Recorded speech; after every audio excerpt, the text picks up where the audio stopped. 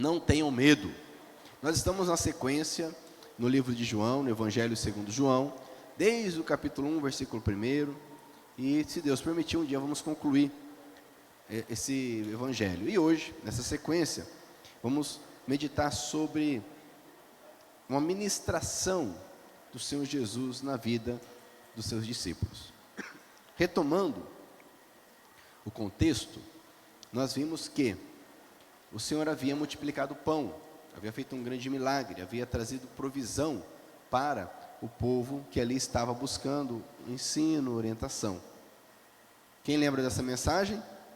Amém? Glória a Deus. E ali a Bíblia diz que aqueles homens, então, aquela multidão, se empolgou com a situação, viram que Jesus tinha uma resposta, tinha uma provisão, e foram então para fazê-lo rei.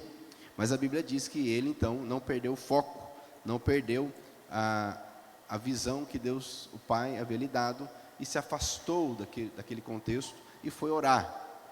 É o que nós vimos aqui no versículo de número 15. Jesus ficou sabendo que queriam levá-lo à força para o fazerem rei.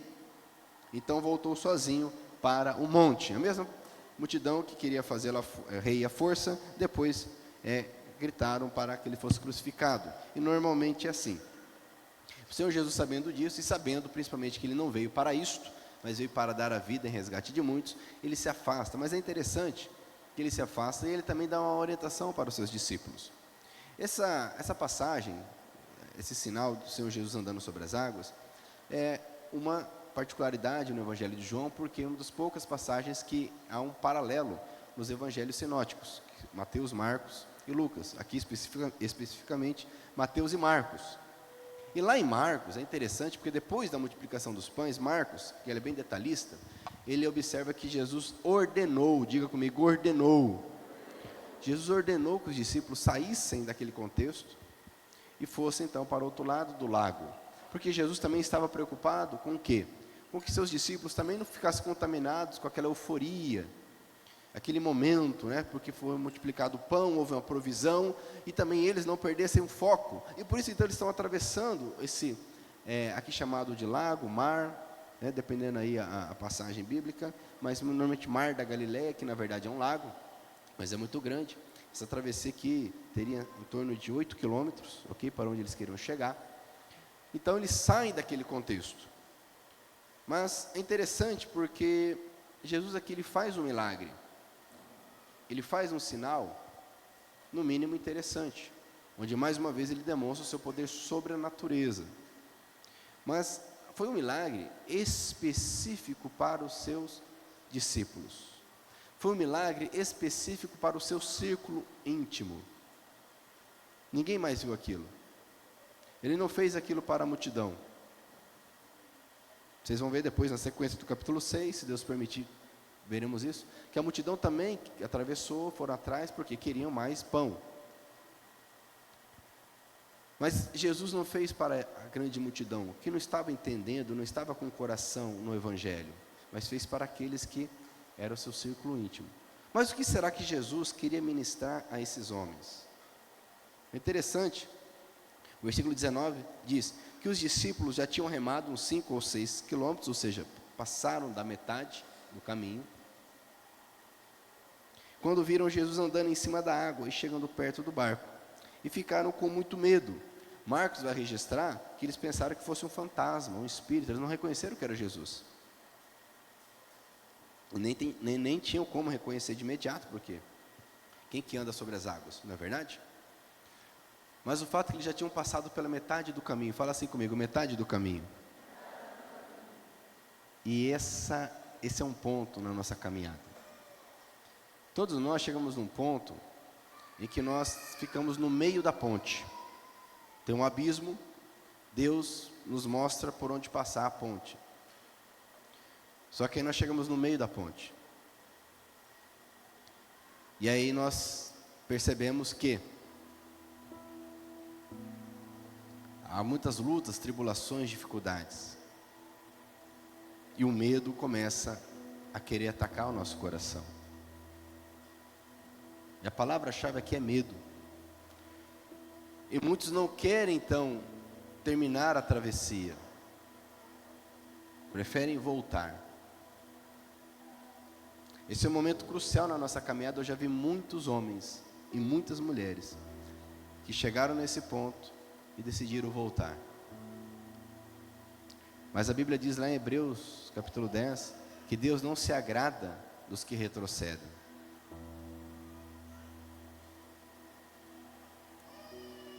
Mas nós, diz o mesmo texto, ele escrevendo na igreja, mas nós não somos gente que volta atrás. Pergunta para o teu irmão, e você daqueles que voltam atrás?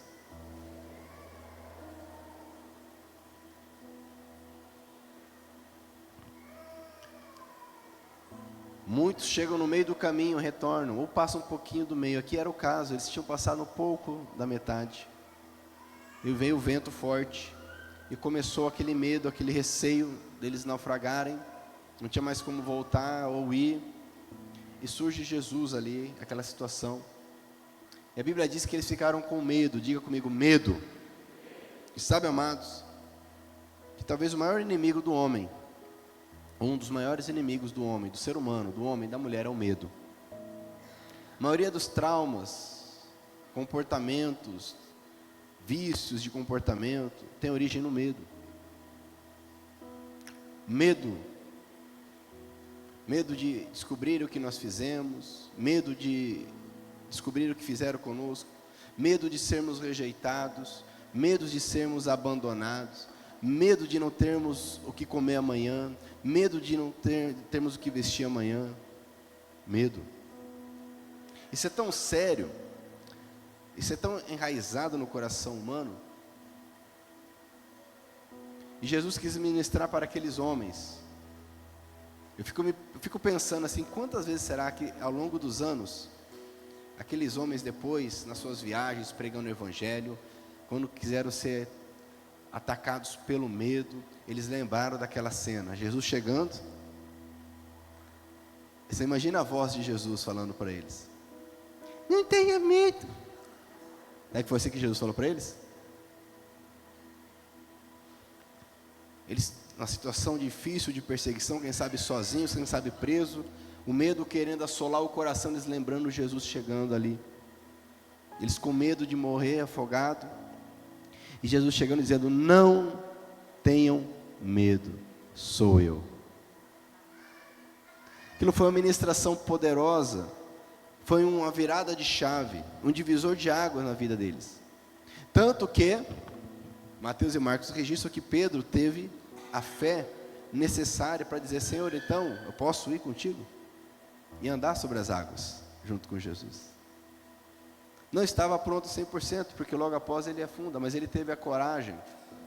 Então foi uma ministração muito poderosa, e o que o Senhor quer falar para nós nessa noite é sobre isso: o medo. De onde surge o medo? A Bíblia vai nos ensinar lá em Gênesis. Gênesis é o livro dos começos. Por isso que o diabo ataca tanto, e a pseudociência ataca tanto o Gênesis, porque ele traz a instrução acerca do início, do começo, e ali nós entendemos a dinâmica das coisas. No Gênesis capítulo 3, no versículo 10, olha que interessante isso. Depois que um homem desobedece, a mulher é enganada e um homem desobedece a Deus, o Senhor vem até eles. E é interessante a resposta de Adão no versículo 10, ele diz assim, versículo 9, né? Mas o Senhor Deus chamou o homem e perguntou: onde é que você está? Não que Deus não soubesse, mas ele tinha um relacionamento com Adão. E no relacionamento a gente pergunta coisas óbvias. Sim ou não? Quantos casamentos entram em atrito porque a gente não pergunta coisa óbvia? Nem em casa não, que a gente comunica bem. Não, ela riu é outra coisa, Matos, não é isso não. Quantas discussões nós temos por coisas óbvias, que a gente, não, sabe que eu amo, sabe que tem que fazer assim, sabe que eu gosto assado, e a gente não fala. Deus tinha um relacionamento com Adão, por isso a pergunta óbvia: onde você está? Deus sabia. Você que é casado, fala para o teu cônjuge aí, o óbvio tem que ser dito. Ok? É óbvio? Sim, mas tem que ser dito. Tem gente que não falou, fala de novo aí, vai lá. Fala para o teu cônjuge aí, o óbvio tem que ser dito. Mas não é o tema da mensagem, né? Que a palavra é muito rica, mas vamos lá. Aí Deus pergunta, e olha a resposta de Adão, amados. A primeira fala do homem, depois que ele caiu em pecado. A primeira fala do ser humano, depois que ele se separou de Deus por conta do pecado, foi, olha só. Eu ouvi a tua voz quando estava passeando pelo jardim e fiquei com o quê? Com o quê? Medo. É a primeira coisa que surge no coração do ser humano, quando ele está separado de Deus, é medo. E o medo é a raiz de muitos males. Como eu disse, vícios comportamentais, dificuldades de relacionamento, medo. Isso não é racional, isso é no coração. Porque o medo, ele é irracional. Não estou falando de cuidado. Não vou pôr o dedo na tomada, por quê? Senão eu vou tomar choque, óbvio. Não vou entrar numa jaula que tem um leão, por quê? Porque eu tenho medo? Não, porque eu sou um cara inteligente. Estou falando de fobias, medos, angústias, que estão no coração. Isso não é racional, a gente não consegue discernir com a mente. Mas o Espírito Santo, a Bíblia diz, ele sonda os corações. E a palavra de Deus é comparada a uma espada afiada, de 2 gumes, que penetra no mais profundo do ser humano, para discernir o que precisa ser transformado. Medo. Tem uma passagem que eu gosto demais, que está lá em Hebreus, se você puder abrir comigo, Hebreus capítulo 2.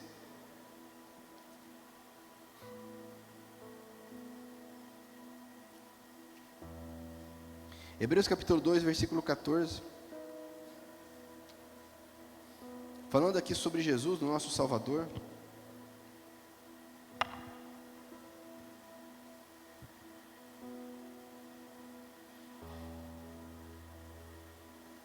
Versículo 14 diz assim: quem achou, diga amém. Glória a Deus. Os filhos, como ele os chama, filhos de Deus, através de Cristo Jesus, para você entender o contexto, são pessoas de carne e sangue, e por isso o próprio Senhor Jesus se tornou igual a eles, tomando parte na natureza humana deles. Ele fez isso para que por meio, leia comigo, ele fez isso, vamos lá, leia bem forte. Ele fez isso para que por meio da sua morte pudesse destruir o diabo, que tem poder sobre a morte. Olha o 15, leia bem forte. E também para libertar os que foram escravos toda a sua vida por causa do medo da morte. Jesus veio para libertar do medo. O maior deles é o medo da morte, o medo da separação eterna. Por isso que Jesus, então, aparece andando. Ele poderia falar: olha, vocês vão tranquilos que eu vou atravessar o mar depois andando sobre as águas. Ok? Poderia ter falado, sim ou não? Vocês vão na frente, eu vou orar, depois eu vou atravessar andando sobre as águas. Podem ir com o barco, não tem problema. Eu dou meu jeito, né? Mas por que ele não fez isto? Havia uma ministração a ser feita. E sabe, amados, que Deus permite situações em nossas vidas, onde nós então somos assolados pelos ventos fortes. Não porque Deus quer gerar medo em nós, mas é para que venha à tona o medo que já está em nós, o medo que já está no nosso coração. O medo gera a ira, o medo gera a confusão, o medo gera a mentira, o medo. E aqueles homens tinham medo. Mas o Senhor Jesus, quando Ele nos ama, Ele não nos rejeita por causa dos nossos defeitos, amém? Ele vem para nos curar, transformar. Então, Ele quer ministrar porque Ele veio para libertar do medo da morte. Não havia como aqueles apóstolos, aqueles discípulos, continuarem uma caminhada com o Senhor, se eles não fossem libertos do medo. E Jesus diz: não tenham medo, sou eu. Sabe, amados, que quando a tribulação vem e nós oramos ao Senhor, Deus fala ao nosso coração: sou eu, não tenha medo. É que muitas vezes nós somos iludidos ou enganados, pensamos que apenas aquilo que nos é agradável vem de Deus. Mas tem muita coisa que para nós no momento não é agradável, mas é algo do Senhor para nossas vidas. Assim como um remédio amargo que é necessário, assim como uma cirurgia necessária, é algo que desagrada o nosso corpo no primeiro momento, mas o nosso corpo precisa daquilo. Quem está entendendo, diga amém. Eu quero que você leia comigo alguns textos de encorajamento que nós encontramos na palavra do Senhor, antes de novamente voltarmos a falar sobre o medo. É uma preocupação do Senhor. Se nós fôssemos ler todos os versículos na Bíblia que diz não temas, a gente ficaria aqui até amanhã cedo. Porque é uma preocupação, diga comigo, é uma preocupação do Senhor. Fala para o teu irmão, é uma preocupação do Senhor que você não tenha medo. Sabe, amados, quando nós estamos numa situação, você está aí, por exemplo, orando, e aí Deus ministra o teu coração, vá lá na frente, peça uma oração. E aí nós não vamos. Por quê? Medo. Muitas vezes nós ouvimos uma orientação do Senhor para terminar um relacionamento, mas nós não terminamos. Por quê? Medo. Quantos não são fiéis no dízimo? Por causa do quê? Do medo. E aí nós criamos todo um argumento, uma argumentação, raciocinamos, criamos toda uma lógica por trás, mas lá no coração o que está nos apertando é o medo. Não pedimos perdão, não reconhecemos o erro, por causa do medo. Foi a primeira coisa que o homem expressou diante de Deus após cair: medo. Eu gostaria que você perguntasse ao Espírito Santo, porque, como eu disse, isso não é algo racional. Porque até os valentões têm esse comportamento exagerado por causa do medo.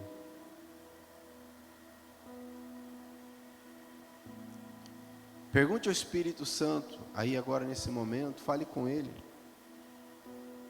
Senhor, do que eu tenho medo? Porque muitas vezes nós não sabemos ou não lembramos.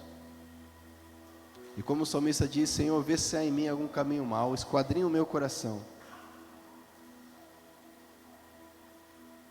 Já fez isso? Perguntou ao Espírito Santo: do que eu tenho medo, Senhor? Me mostra, para que eu seja curado, seja curada, seja restaurado. Abra comigo a sua Bíblia lá no Gênesis, capítulo 26.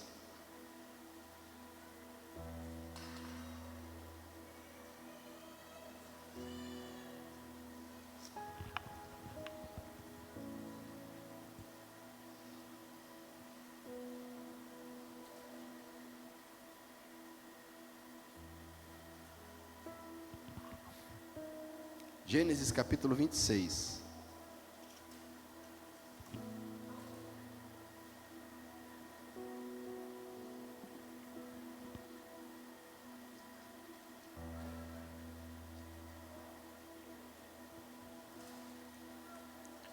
Aqui eu quero ler um versículo apenas. Deus está falando para Isaac. Talvez você já ouviu falar de Abraão, Isaac e Jacó. Deus fala, né? Você revela várias vezes na Bíblia: eu sou o Deus de Abraão, de Isaac e Jacó. São os patriarcas. Mas é interessante que desses patriarcas, Isaac, aparentemente, é aquele que teve menos relevância. Abraão, o pai da fé; Jacó, o pai das 12 tribos; e Isaac, pai de Jacó e Esaú, foi enganado por Jacó. Então Isaac, ele é uma figura ali que parece que ficou só de ponte. Mas olha o que Deus fala a Isaac no versículo 24. Estava numa terra estrangeira, Diz o texto: naquela noite, o Senhor apareceu a ele e disse: eu sou o Deus de Abraão, seu pai. Não tenha medo, pois eu estou com você. Diga-se comigo: não tenha medo, pois eu estou com você. Por causa do meu servo Abraão, eu abençoarei você e farei com que os seus descendentes sejam muitos. Esse é apenas um versículo, onde Deus diz: não tenha medo, eu estou com você. E se ele estava com Isaac, que dirá conosco? Uma vez que Jesus foi entregue em nosso lugar. Abra comigo a sua Bíblia também, lá no segundo livro dos Reis, capítulo 6.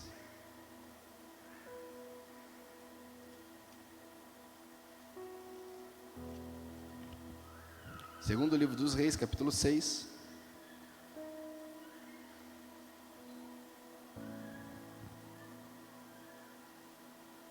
Aqui, para você entender o contexto, o exército assírio havia cercado durante a madrugada o local onde Eliseu estava para prendê-lo. Estava ele e seu servo. Então eles acordam pela manhã. O seu servo então saiu da casa, viu aquele exército cercando o local, desesperou. Ele diz no finalzinho do versículo 15: Senhor, nós estamos perdidos, o que vamos fazer? E no 16 Eliseu disse: não tenha medo. Diga comigo: não tenha medo. Olha só o que Eliseu diz para ele: não tenha medo, pois aqueles que estão conosco são mais numerosos do que os que estão com eles. Então orou assim: ó Senhor Deus, abre os olhos do meu empregado e deixa que ele veja. Deus respondeu a oração dele. Aí o empregado de Eliseu olhou para cima e viu ao redor de Eliseu o morro estava coberto de cavalos e carros de fogo. Sabe, amados, que quando nós confiamos e andamos com o Senhor, as circunstâncias naturais não conseguem gerar medo em nós, porque nós conseguimos compreender que Deus está no controle de tudo. Você crê que o Senhor está no controle de tudo? Amém? O Senhor está no controle de tudo. Abra comigo em Isaías capítulo 41. Agora Deus está falando com o povo de Israel.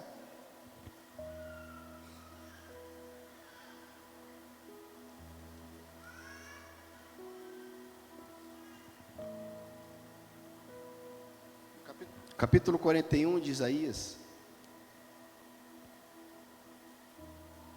versículo 10, o Senhor está falando ao povo de Israel. Ele diz: não fiquem com medo, pois eu estou com vocês. Não se apavorem, pois eu sou o seu Deus. Eu lhes dou forças e os ajudo. Eu os protejo com a minha forte mão. Amém? Então nós vimos aqui uma palavra de encorajamento para Isaac, outra para o servo de Eliseu, outra agora para o povo de Israel. Mas será que para nós que cremos em Cristo, a igreja do Senhor, o que será que o Senhor Jesus diz? Abra comigo a sua Bíblia lá em Mateus, capítulo de número 10.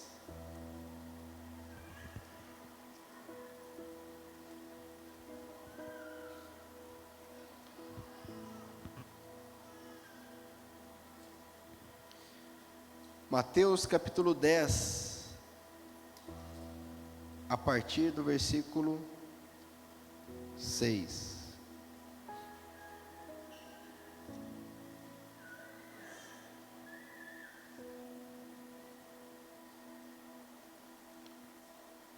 Perdão, 26, é 10, a partir do 26. Diz o texto: portanto, olha o que Jesus está falando: não tenham medo de ninguém. Tudo que está coberto vai ser descoberto, e tudo que está escondido será conhecido. O que estou dizendo a vocês na escuridão, repitam na luz do dia. O que vocês ouviram em segredo, anunciem abertamente. Não tenham medo daqueles que matam o corpo, mas não podem matar a alma. porém tenham medo de Deus, que pode destruir no inferno tanto a alma como o corpo. Por acaso não é verdade que 2 passarinhos são vendidos por algumas moedinhas? Porém nenhum deles cai no chão se o Pai de vocês não deixar que isso aconteça. Leia o 30 comigo bem forte. Quanto a vocês, até os fios dos seus cabelos estão todos contados. Leia o 31 bem forte. Portanto, não tenham medo, pois vocês valem mais do que muitos passarinhos. Você acredita que você vale mais do que passarinho? Não tenha medo. Talvez a onda está alta, talvez o vento esteja forte, mas Jesus está chegando. Talvez Deus está chegando e você fica com mais medo ainda, porque da forma como Ele aparece, você não estava esperando. Esse é outro ponto importante. A forma como Deus vem nos responder, normalmente não é a forma como nós esperamos, porque o Senhor sempre nos surpreende. Jesus nunca mais precisou andar sobre as águas para falar com aqueles homens. Uma vez só. Muitas vezes Deus vem com a resposta e nós ficamos com medo da resposta. Jesus veio e eles ficaram com medo, acharam que era um fantasma. Mas se Deus está te orientando, se Deus está falando, meu irmão, creia. Deus, e essa mentira que o medo gera no coração do ser humano, que Deus vai castigar, que Deus veio para castigar. Deus não veio para castigar, Deus veio para salvar. O castigo, ele já é uma realidade para todas as pessoas que estão sem Deus. Deus, ele veio para salvar, para restaurar. João capítulo 3 fala muito bem disso. Jesus não veio ao mundo para julgar, mas para salvar. Mas porque o mundo já está julgado. As pessoas confundem, dizendo, está vendo? Está julgando aí, mas nem Jesus veio julgar, como se está tudo bem. Mas o texto não diz isso, o texto diz que Jesus não veio julgar. Por quê? Porque já está julgado, o mundo já foi julgado, a condenação já está escrita. Nós precisamos nos agarrar em Cristo Jesus, porque Ele veio para salvar. Amém? Talvez Deus está se apresentando a você com a resposta na direção, você está com medo de crer, medo de acreditar, medo de dar a mão para Ele.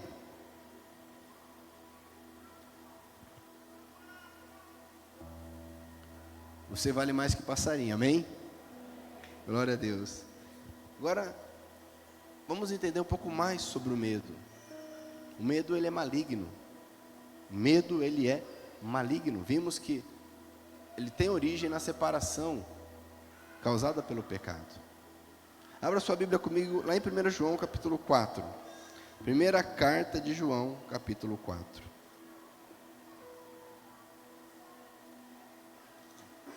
Vamos falar um pouco mais sobre o medo.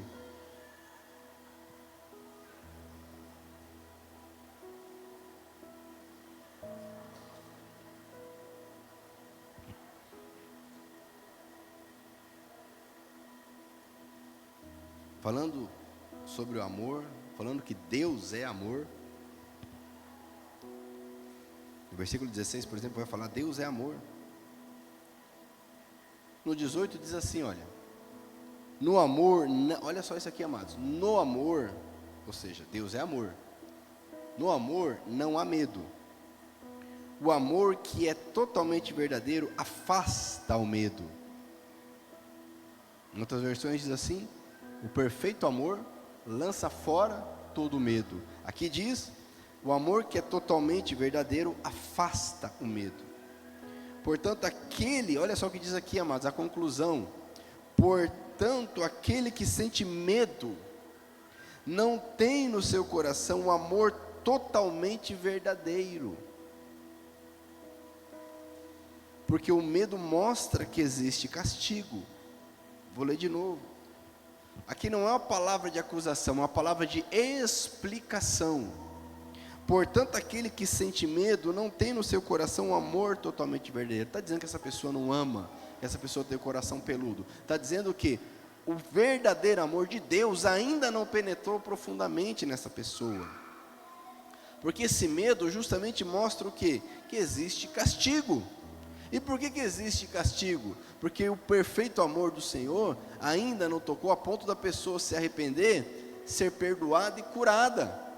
Por que Adão teve medo? Porque havia castigo. Diz o texto aqui, 19: nós amamos porque Deus nos amou primeiro. Meus irmãos, isso é muito sério. Como foi um divisor de água na vida daqueles discípulos, e seja um divisor de águas na tua vida, essa palavra. Peça ao Espírito Santo para sondar o teu coração. Se há medo, esse amor verdadeiro, perfeito de Deus ainda não está atuando completamente na tua vida. Deus quer nos curar, amém? Deus quer nos restaurar.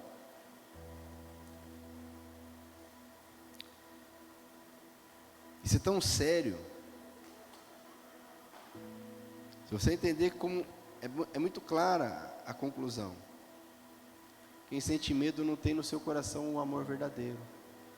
E como eu disse, isso não é uma acusação. Isso é uma explicação para entendermos porque muitas vezes temos reações. Quantos aqui têm reações às vezes e no segundo seguinte se arrepende? Levanta a mão, velho. É uma palavra que solta, é um palavrão que solta, é uma atitude. E no segundo seguinte se arrepende. A origem é o medo que está no coração. Como eu disse, isso não é racional, isso está no coração. São coisas diferentes. Precisamos falar: Espírito Santo, cura o meu coração, lança fora esse medo. Amém? Por quê? Olha só, vamos lá para Apocalipse, capítulo 21.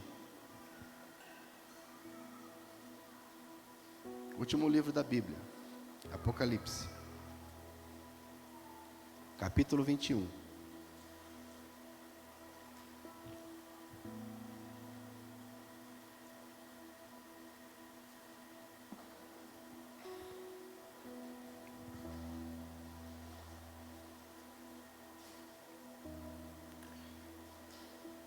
Na visão, na revelação, então, que João teve, lá no capítulo 21, versículo 7, diz assim: aqueles que conseguirem a vitória, receberão de mim este presente: eu serei o Deus deles, e eles serão meus filhos. Amém? Lê comigo o versículo seguinte: mas os covardes, os traidores, os que cometem pecados nojentos, os assassinos, os imorais, os que praticam feitiçaria, os que adoram ídolos e todos os mentirosos, é o lago onde queima o fogo e o enxofre, que é a segunda morte. Olha que interessante esse rol. O primeiro da lista é o covarde. Olha que interessante esse rol. O primeiro que tem lugar reservado no lago de fogo e enxofre é o covarde. Mas por que isso? É porque a covardia é um sintoma. Sintoma do quê? O que nós lemos lá em 1 João? Se há medo, por que há medo lá em 1 João diz? É porque o perfeito amor de Deus ainda não atua. Ora, se o perfeito amor de Deus não atua, porque eu ainda não tenho um relacionamento íntegro com Deus. Por isso que o primeiro da lista é o covarde. Não vai achando que isso é uma questão simplesmente a minha personalidade. Não, meu irmão. De forma alguma. Há pessoas que estão mais introvertidas, outras mais extrovertidas, ok. Mas o medo, a covardia. Tem outras versões que dizem os tímidos. Mas não é o tímido aquela pessoa que é mais reservada. É o tímido daquela pessoa que ela não consegue viver. Tamanha timidez. Quem está entendendo, diga amém. Talvez o que você está buscando a cura, a resposta, para tua vida profissional, para a tua vida familiar, talvez a paz que você busca, a resposta o Senhor está dando nessa noite para você, é o medo. Você pensa assim, mas eu não tenho medo. Como eu disse, isso não é racional. Nós vivemos os sintomas. O medo é a causa. Talvez esses sintomas que alguns vivem, como eu disse, ansiedade, explosões de ira, inconstância, procrastinação, tantas coisas. Imoralidade, são sintomas da causa da enfermidade na alma.